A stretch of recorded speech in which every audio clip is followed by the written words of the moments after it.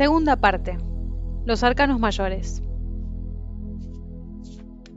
Introducción. Una arquitectura del alma. Echando por la borda a todos esos iniciados juntos con sus versiones esotéricas, decidí que el verdadero maestro era el tarot mismo. Fue un trabajo largo y metódico que exigió una gran paciencia de mi parte. Por medio de una linterna mágica, proyecté los arcanos sobre grandes cartones y los copié en sus más íntimos detalles. Me identifiqué con cada personaje, hablando en su nombre y también en nombre de sus detalles. Imaginé lo que decía el bastón rojo del loco, el águila fetal que acariciaba a la emperatriz, o la corona que se abre y cierra en lo alto de la torre, o la flauta de huesos que yace en el suelo negro del arcano 13. Observando la pierna izquierda de la mujer desnuda de la estrella, pude ver las nalgas de un niño, o entre las llamas, o pluma o la cola de una entidad, y la corona de la torre pude ver la cabeza de un fantasma, etc. Como los dibujos muchas veces parecen completarse fuera del cuadro rectangular, me plantearon muchas preguntas. ¿Tiene la mesa del mago una cuarta pata fuera de la carta? ¿Qué esconde en sus manos el colgado? ¿Qué lleva dentro de la bolsa el loco? ¿Qué hay detrás del velo de la papisa? ¿El príncipe del carro es un enano subido a un zócalo? ¿El rojo de la lámpara del ermitaño es sangre? Etcétera. Miles de preguntas de las cuales no trataba de dar una respuesta exacta, no la había porque la imaginación es infinita, sino de encontrar una que en el momento me satisfaciera, me fuera útil, aunque tiempo después se me impusiera otra solución. Me senté a meditar y a repasar durante horas en mi imaginación una por una las cartas. Poco a poco me fui dando cuenta de que cada una de ellas actuaba como un talismán. No eran simples imágenes, en cierta manera eran seres, cada cual con una personalidad diferente, imposible de definir con palabras. Habiendo grabado en mi memoria esos dibujos, al tener las cartas entre mis manos, existentes al mismo tiempo en el mundo exterior como en mi espíritu, me daba cuenta de su infinita complejidad. Cuando quería interpretar las frases ópticas que me daban la unión de dos o más arcanos, me veía obligado a traducirlas en palabras, lo que era limitarlas. Aparte de nombrarlo, ¿quién puede decir lo que es un color? Todo poeta que lo intente logrará acercarse a la esencia del color, pero siempre de manera subjetiva e imprecisa. A esta insuperable dificultad se agregó otra. Me di cuenta de que las cartas no solo hablaban cuando estaban las unas junto a las otras, sino también cuando estaban las unas sobre las otras. Mezclando en mente los dibujos, pude imaginarlos transparentes. Al superponerlos me indicaron que se correspondían, obedeciendo a complejas unidades de medida. Que el tarot había sido creado usando la transparencia me fue confirmado por el libro El templo del hombre del egiptólogo R.A. Schwaller de Lubix, conocido como Aor, donde el propósito del templo de Luxor afirma lo mismo. En la transparencia, si el muro era de cristal, podía verse el reverso, por ejemplo, un signo, una figura, que venían a llenar los vacíos del anverso. Algunos ejemplos. El cetro del emperador puede hacerse eje del sol del arcano 18. El cetro de la emperatriz tiene el largo del bastón del papa. El as de oros completa el medio círculo central del as de copas. Las combinaciones son infinitas. ¿Cómo traducir estos mensajes en palabras? Todo lo que se había dicho, se decía y se diría acerca del significado de los arcanos solo podía ser una explicación subjetiva, pero nunca una definición exacta. Aquellos que afirmaban esto es el significado tradicional del arcano, o eran ingenuos aprendices de mago o deshonestos charlatanes. Durante largo tiempo, con mucha pena, guardé en una caja mi tarot, considerando imposible llegar a utilizarlo de manera objetiva. Una noche tuve un sueño que me indicó qué camino seguir. Me vi caminando desnudo por un desierto de arenas blancas. Una liebre azul, con las orejas cortadas, rodó desde lo alto de una duna y vino a estrellarse contra mis pies.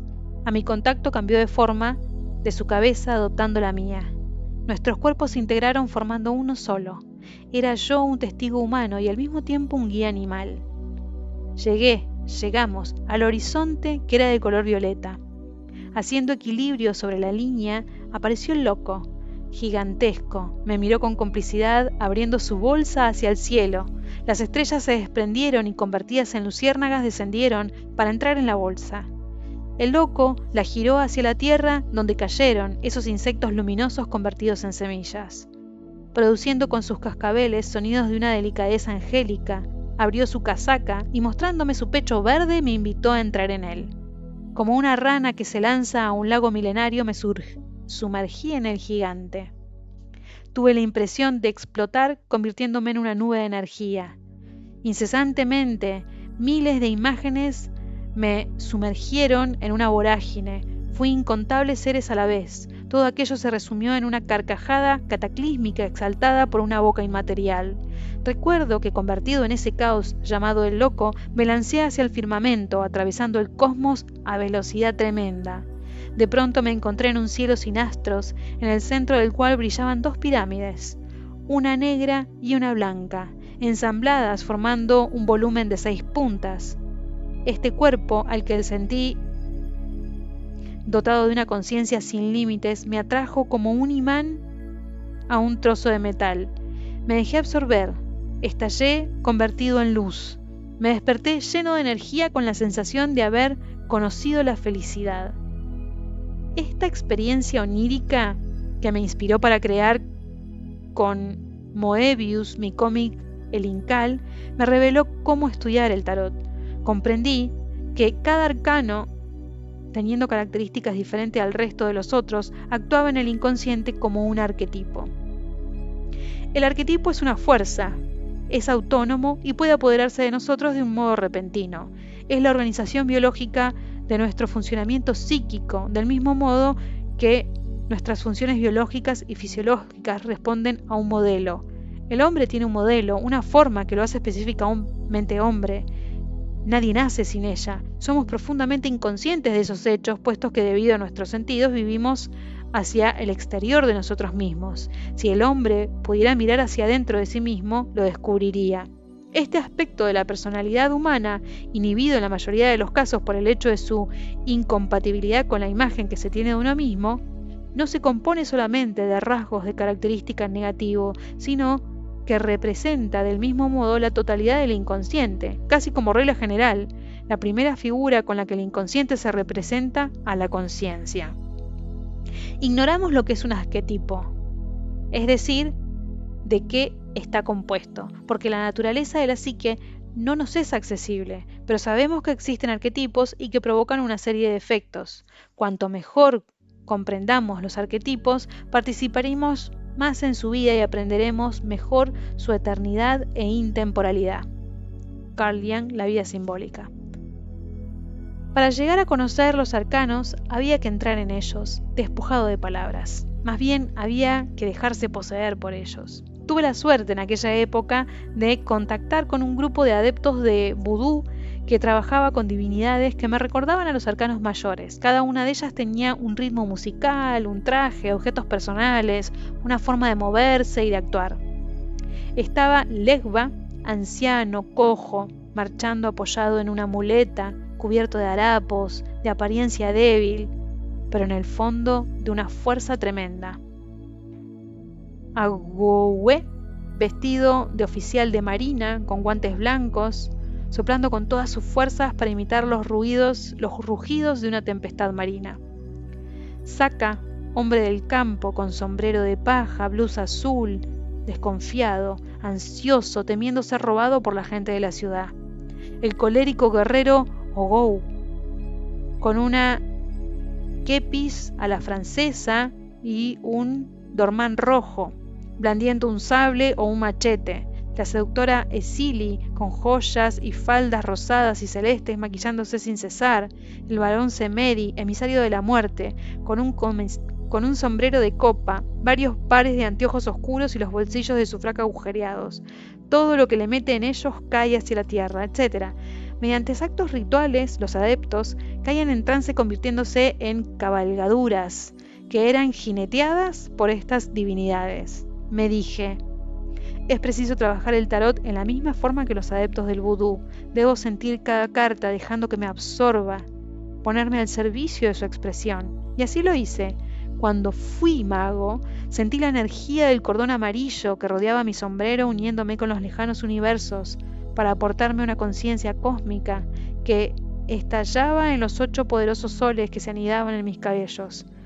Sostuve en una mano el bastón del mago, capaz de captar las energías divinas para inyectarlas en mi materia y producir milagros. En la otra mano sostuve la esfera de oro capaz de curar todos los males de la humanidad. Sentí los movimientos ágiles de personaje, su inteligencia, su astucia, su capacidad de atención, su rapidez. Con mi inmensa destreza era un ladrón metafísico que podía robar el secreto de la inmortalidad a los dioses. Pacientemente, día tras día, este mismo ejercicio lo realicé dejándome poseer, uno a uno, por los 77 restantes arcanos. Cuando entraron en mi inconsciente, grabándose con mí como si hubieran formado siempre parte de mis sueños, intenté hacerlos hablar. ¿Qué diría la torre, o el arcano 13, o el paje de copas, o el 9 de bastos, etcétera? Me encontré con otra dificultad. Si bien, poniéndome en trance, todos los arcanos hablaban, a veces en forma de poemas, nada podía probar que sus palabras fueran objetivas, vinieran de un mundo exterior a mí. Con toda probabilidad esos discursos eran manifestaciones de mi subjetividad, meros autorretratos. Visualicé una vez más los 22 arcanos mayores para ver de qué manera yo me proyectaba en ellos. Por supuesto que el sol, 19, me recordaba mi pueblo natal, Tocopilla. Ese sol contenía, para mí, mortales amenazas de sequía. Por otra parte, al unir su disco llameante al cetro del emperador, no podía dejar de ver a mi severo padre, tan avaro de caricias, tan reseco emocionalmente. Constaté que 3 cartas me aterrorizaban: la justicia, el colgado y el arcano 13. A primera vista me daban la sensación de un castigo impuesto por la ley. La juez implacable condena a la tortura a alguien que había cometido un acto ilegal. La muerte no solo lo eliminaba a él, sino a la humanidad entera, al planeta, a las estrellas, al universo.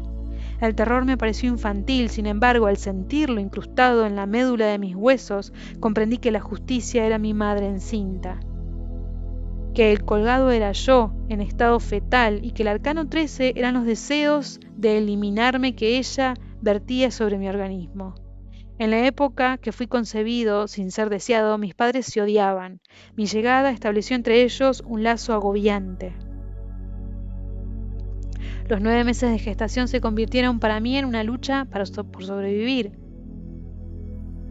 Por todo esto nací embebido en un terror visceral. A cada instante sentía la orden: te está prohibido vivir, eres culpable de haber invadido nuestro mundo. No debías haber resistido ese cordón umbilical que te estrangulaba. Para nosotros eres un veneno.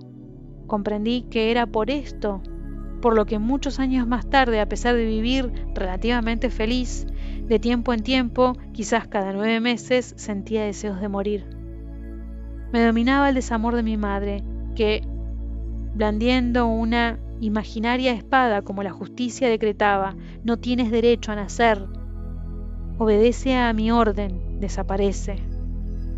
¿Qué podía hacer? El estudio del tarot se me convirtió en una terapia. Comencé a trabajar sobre mis proyecciones.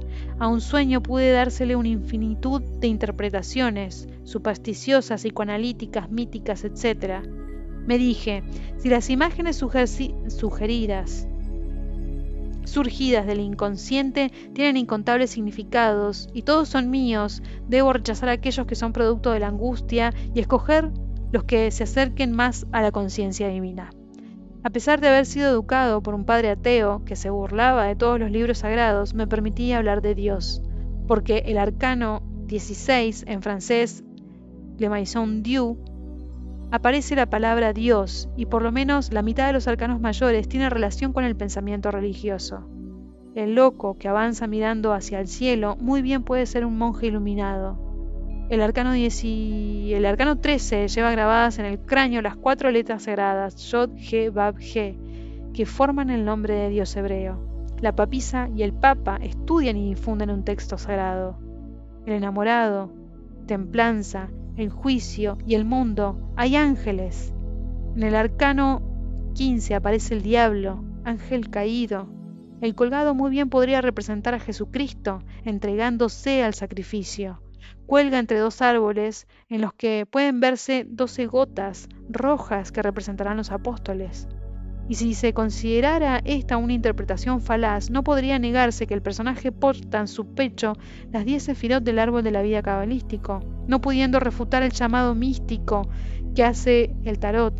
Fiel a las enseñanzas ateas de mi padre, traté de eludir el tema de Dios, interpretando al loco como la energía vital, a la papisa y al papa como el ánima y el animus junguiano, el ángel del arcano 6 como la fuerza libidinal, al colgado como el ego que se entrega a la esencia, al arcano sin nombre 13 como la voluntad de transformación por la eliminación de lo superfluo, a templanza como la comunicación interior, al diablo como las pulsiones del inconsciente colectivo, al ángel en el juicio como una dimensión superior de la conciencia y al mundo como el alma universal.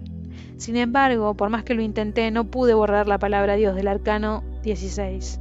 A pesar de que mi enraizada educación atea me vio obligado a enfrentarme a esta exigente pregunta del tarot: ¿qué es Dios para ti? Para mí, el personaje Dios, actor principal de toda obra sagrada, no podía tener un nombre, ni forma humana, ni sexo, ni edad. No podía ser propiedad exclusiva de ninguna religión. Cualquier denominación o cualidad que se le diera solo sería una supersticiosa aproximación. Imposible de definir con conceptos o imágenes inalcanzables. Si se le persigue siendo todo, es absurdo tratar de darle algo. Única posibilidad, recibirlo. ¿Pero cómo? Si es inconcebible, impalpable. Se le recibe solo por los cambios y mutaciones que aporta a nuestra vida en forma de claridad mental, de felicidad amorosa, de capacidad creativa, de salud y prosperidad. Si se le imagina eterno, infinito y todopoderoso, es solo por contraste con lo que pensamos ser nosotros, finitos, efímeros e impotentes, ante esta transformación que hemos llamado muerte. Si todo es Dios y Dios no muere, nada muere. Si todo es Dios y Dios es infinito, nada tiene límites. Si todo es Dios y Dios es eterno, nada comienza ni nada termina. Si todo es Dios y Dios es todopoderoso, nada es imposible. Siendo incapaz de nombrarlo y de creer en Él, en ello, puedo de manera intuitiva sentirlo en lo más profundo de mí. Puedo aceptar su voluntad, esa voluntad que crea el universo y sus leyes, e imaginarlo como aliado, suceda lo que suceda. Soy de ti, tengo confianza en ti. Eso es todo, no necesito decir más. Las palabras no son el camino directo. Lo indican, pero no lo recorren. Acepto pertenecer a ese inmensurable misterio, entidad sin ser, ni no ser, sin dimensión, sin tiempo. Acepto entregarme a sus designios, confiar en que mi existencia no es un capricho, ni una burla, ni una ilusión, ni un juego, sino una inexplicable necesidad de su obra. Saber que esta permanente impermanencia forma parte de lo que mi mente concibe como proyecto cósmico. Creer que siendo ínfimo engranaje de lo inconmensurable, máquina, participo de su eternidad, que ese cambio que mi cuerpo llama muerte es la puerta que debo atravesar para sumergirme en aquello que mi corazón siente como amor total, que mi centro sexual concibe como infinito orgasmo, que mi intelecto llama iluminada vacuidad. Cómo el tarot nos presenta a Dios. Lo presenta como la torre, la mansión Dieu, misterioso hogar donde habita el universo, que, estando nosotros unidos a Él, es nuestro cuerpo. Somos inquilinos de un amo que nos alimenta y sostiene y mantiene en vida por el lapso de tiempo que su voluntad decide. De esta casa refugio, cierto, podemos hacer un jardín o un basural, un sitio donde florezca nuestra creatividad o un oscuro rincón donde imperen el mal gusto y la fetidez. Entre estos muros impasibles podemos procrear o suicidarnos. La casa no se comporta, está ahí. Su calidad depende del uso que hacemos de ella. Podemos convertirla en un templo o una cárcel. Esa torre que nos muestra el tarot aporta el tesoro de la inmortalidad, no como un regalo. La humanidad debe ganarse ese premio. Si no lo logra, por un mal empleo del don, está condenada a desaparecer.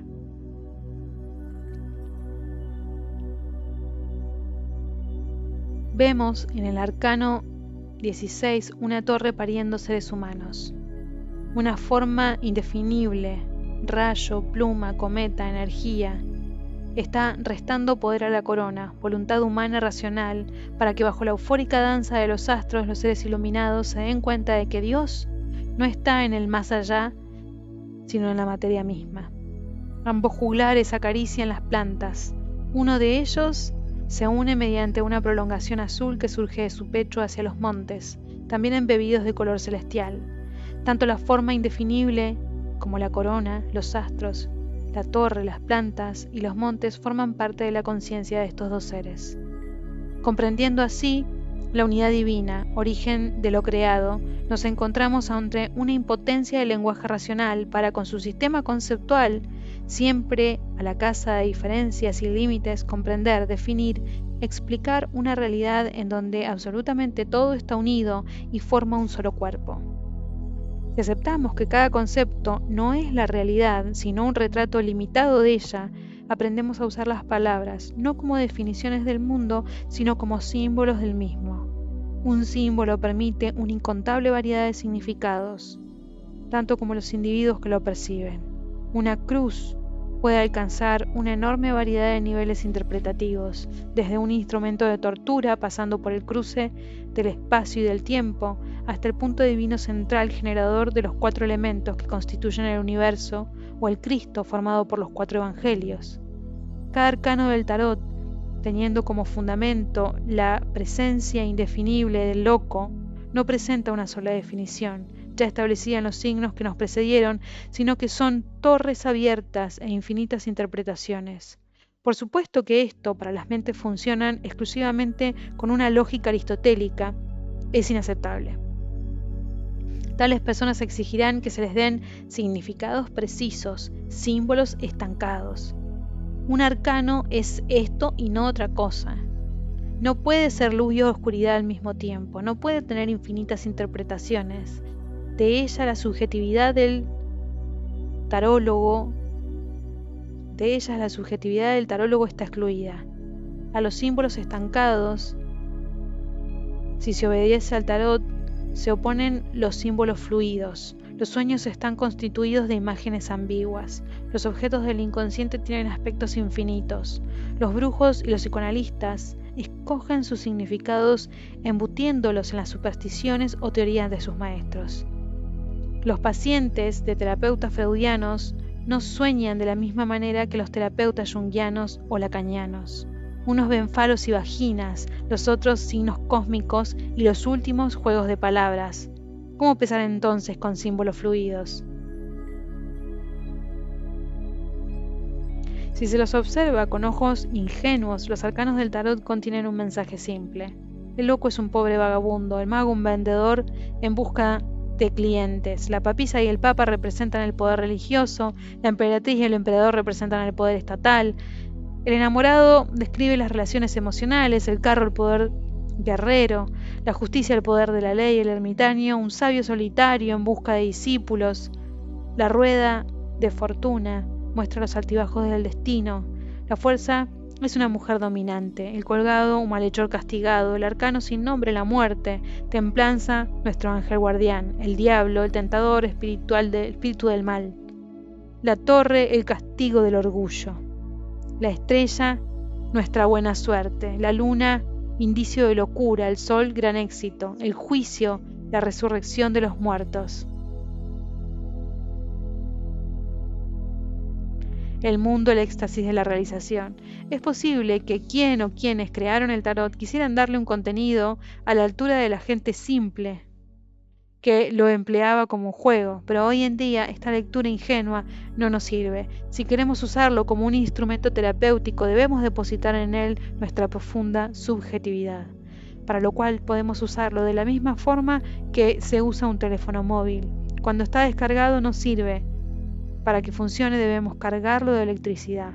Algo igual ocurre con las cartas del tarot. Son símbolos que no dicen nada preciso y que debemos enriquecer con todo tipo de significados, darle contenidos que lo sobrepasen. Una semilla es un cofre que porta un bosque, como el vientre de una mujer porta toda la humanidad. El inconsciente individual porta en el inconsciente colectivo el pasado de la raza humana, del planeta y del cosmos. Hablando en sentido iniciático, el continente siempre es más pequeño en su contenido, puesto que cada átomo contiene a Dios. Si no se llenan las cartas de tarot con innumerables interpretaciones, la lectura no puede resultar. El valor del tarot es el que nosotros le damos. Si somos mediocres, lo cargaremos de significados superficiales. Hablaremos solo de los amores, de los problemas económicos, del tiempo atmosférico, de la salud, de los accidentes, de los decesos, de los fracasos y los éxitos sociales, debilitando así la lectura. Para cargar bien los arcanos es preciso aprender a verlos globalmente, al mismo tiempo que en sus más ínfimos detalles. Cada símbolo no tiene una explicación estancada. No se trata de que encontremos su definición secreta. Se trata de darle la definición más sublime que podamos. Por ejemplo, la casi totalidad de los autores declara que el ermitaño alza una lámpara. Otros, dándole la personalidad de Cronos, dicen que exhibe un reloj de arena. Los que le adjudican la identidad de Saturno afirman que la mancha roja de la linterna es la sangre de los hijos que devora. Un alcohólico me aseguró que veía en la mano del personaje un cántaro lleno de vino. Un poeta vio una enorme luciérnaga. Un sacerdote católico sostuvo que esa lámpara simbolizaba el corazón de un santo donde ardía la sangre de Cristo, iluminando la humanidad. Alguno vio a un padre avaro ocultando su alcancía llena. Ninguna versión es desdeñable, siempre que respete las formas, el número, el color y los nombres del símbolo. Si se parte de la hipótesis de que el tarot es de origen francés, se pueden encontrar mensajes ocultos en el nombre de las cartas cuando los pronuncias. Le Bateleur, el mago, diría Le Bastelurre, lo bajo te embauca. La papisa, le apapes, el cebo pesa. L'empereur, el emperador, lampé, erreur, lámpara, error. Le pendu, el colgado, le pain du, el pan debido. Temperance, templanza. Temps, errance, tiempo, erranza. Le jugement, el juicio. Le jugement, el juez miente. La maison du, la torre. Le maître et son Dieu, el alma y su Dios.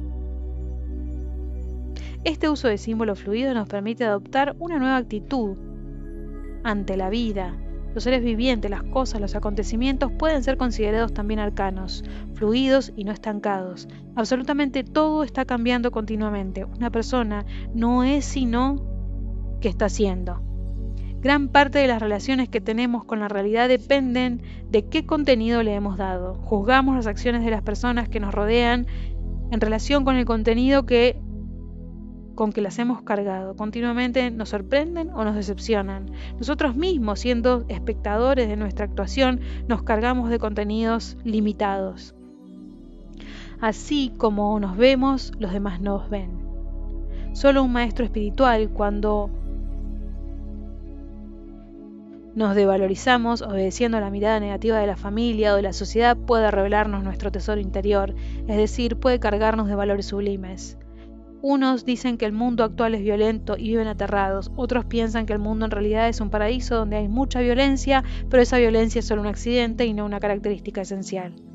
De esta manera el tarot puede ser un elemento nefasto en manos del lector perverso o bien un maestro sublime en un espejo de nuestra verdadera subjetiva, pero no la verdad absoluta. Estamos unidos en la divinidad por una conciencia infinita, eterna, impersonal, siempre en expansión al igual que el universo. Con este ojo interior, testigo puro, nos vemos vivir, pero la encarnación hace que la conciencia se mimetice con nuestra forma, quedándose estancada a causa de diferentes traumas. Haber vivido en la infancia experiencias de adulto o no haber vivido lo que se debía vivir sometidos por padres tóxicos o abusos intelectuales, emocionales, sexuales o materiales.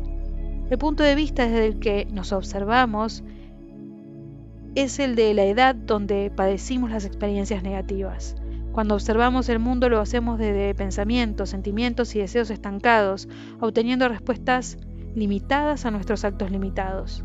Una ley mágica dice, el mundo es a nuestros actos limitados. Una ley mágica dice, el mundo... Va de nuevo porque se me fue el renglón. Una ley mágica dice, el mundo es lo que creemos que el mundo es. El trabajo iniciático es aquel que nos permite cambiar nuestra mirada y observar los sucesos interiores y exteriores desde un punto de vista cósmico, infinito y eterno. Cuando veo a un consultante, lo primero que me pregunto es, ¿qué edad tiene? ¿Desde qué punto de vista se observa? Y yo, como tarólogo, ¿cuántos años tengo? ¿Desde qué punto de vista me contemplo? Un tarot leído por un adulto con mente de niño, perverso, es peligroso para la vida del consultante. El lector, tal como los arcanos, antes de iniciar su labor, debe cargarse, al igual que un chamán o un adepto del vudú. Nunca un terapeuta actúa en su propio nombre, ni tampoco un curandero.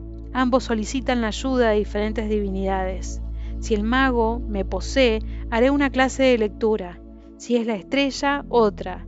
Desarrollando esto, al cabo de muchos años me propuse dejarme poseer, no por un solo arcano, sino por el mandala entero, e imitar la santidad. Antes había leído como artista, lo que me daba beneficios narcisistas muy agradables.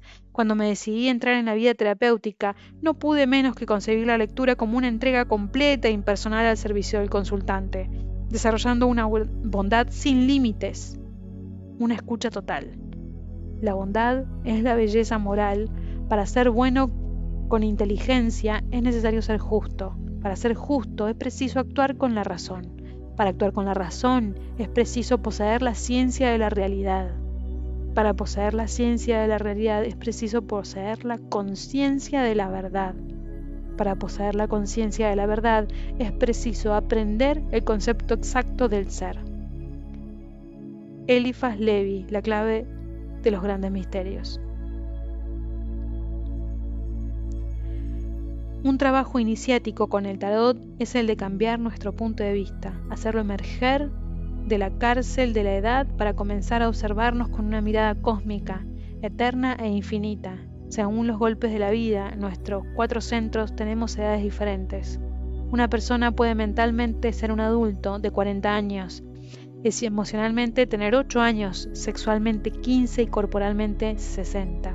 Sin embargo, el ojo testigo, Dios interior, quinta esencia, ser esencial, tiene la edad del universo. Podemos expandir incesantemente estos 4 puntos de vista. La enfermedad, el sufrimiento, la depresión son puntos de vista estrechos, una carencia de conciencia. Cuanto más funciona la conciencia, con conceptos, sentimientos, deseos y necesidades estancados, mayores son los males. Pero si nos vemos desde un punto de vista universal, cesan los problemas.